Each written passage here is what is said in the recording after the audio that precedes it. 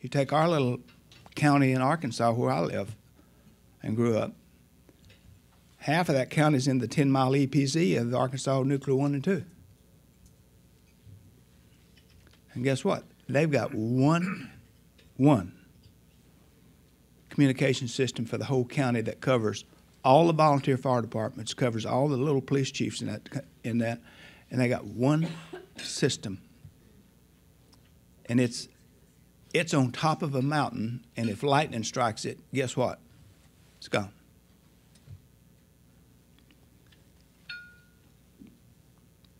I know the sheriff liked to kill me when I was county judge there. I created this Yell County Volunteer Fire Department. And, of course, we had that one system. And we built 13 volunteer fire departments in that county. And I put every one of them on the sheriff's radio system. He was not happy with me. But it's the only system we had. We couldn't do anything else. But today we can do something else. Auction the D block off. Let the technologies that is out there now through the broadband, let them fix this for our nation, and let them fix it for our first responders and public safety. It's the only answer. If we're going to do it in our lifetime, because if it continues down this path, how many years have we been talking about this? 1993? How many years? I know I've been involved in it 17 years. Are we going to spend another 17 years and not being able to save lives and protect people? It's ridiculous.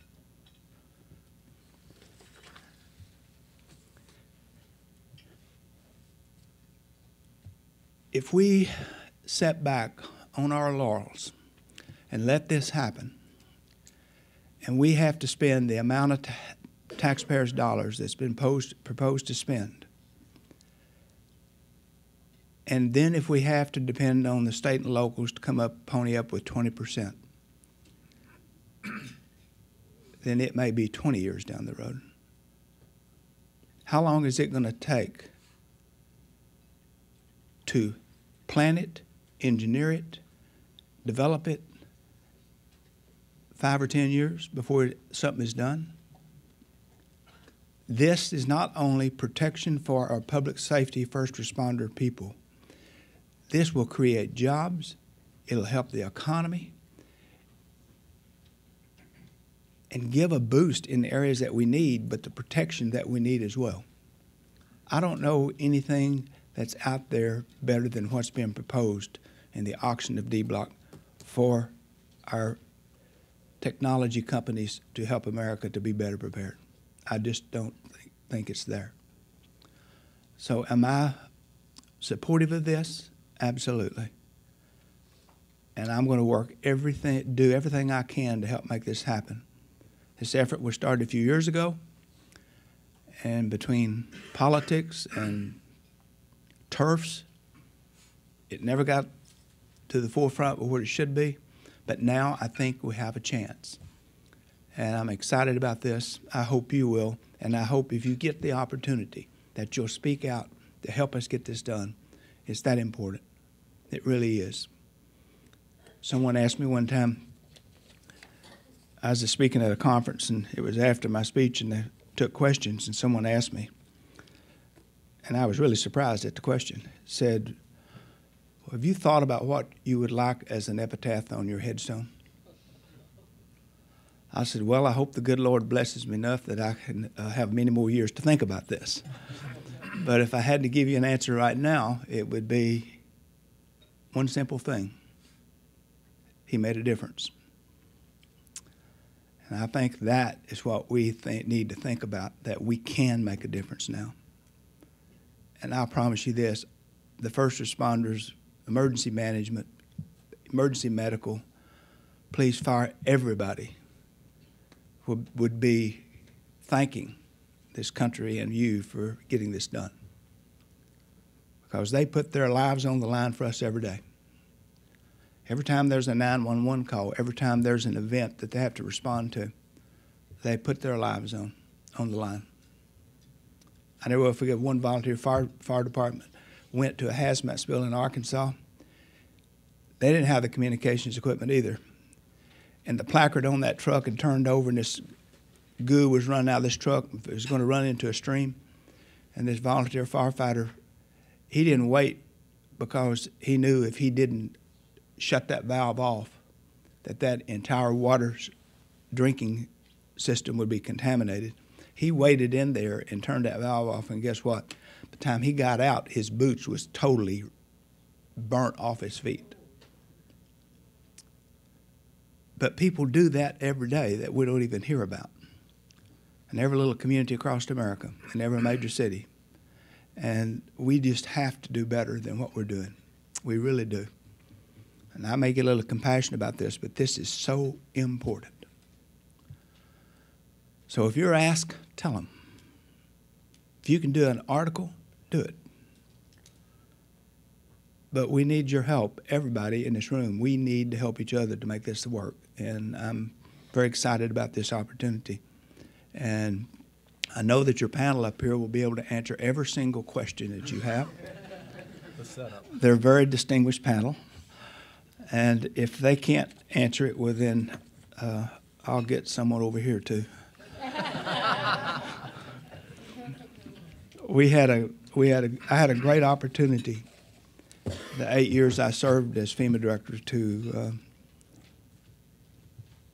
work side by side with first responders across this nation. I have a tremendous amount of respect for them. And a little short story before I finish. When we were in Oklahoma City, that was the very first time we ever had a crime scene where someone intentionally bombed a building to kill people. And it was the first time we ever had a presidential disaster declaration at the same time, a crime scene and a presidential disaster declaration. And it was a little awkward at the beginning, but most of us had been trying to plan for this and work towards this. But it came together because it was a unique partnership with the local fire chief, the chief of police, the sheriff, the FBI, DOD, everybody working together. And we had 15 national search and rescue teams in there working in that building. And I met with them every night, did a debrief every night, every 12 hours. And these men and women, many, many times, would be in there for 12 hours and was to rotate out. But they would find some victims, and they would not leave until they removed the victims from that debris. And the Oklahoma City Fire Department was phenomenal. They just had their heart and soul into helping these families. But what was amazing, we had a big dormitory set up in the gyms.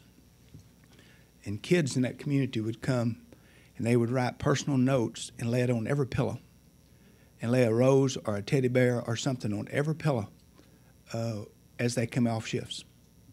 And then on tables like this where they serve food, they'd have little cards and little notes, you know, and anything to help them to keep their spirits up. My wife was out there volunteering, and she was working with the women that had search dogs. And it was interesting. They would literally have to bury a live person under rubble so the dog could find somebody alive because the dogs were getting depressed. There's just things that, but that's what our first responders, you know, they give their heart and soul to us to keep us safe and to help us. So we should give our heart and soul to make this work for them. And I really mean that. So God bless you for what you do each day. And I hope you have a wonderful holiday and Christmas. And back in Arkansas, it's always Christmas. It's never a holiday. And so we're looking forward to going home seeing our families as well. After I go to the Gulf with BP to help them down there a little bit. But thank you for serving as one of our panels. And like I say, if you get run into trouble, call. We'll try to help you out. That's our job. So thank you, and God bless you.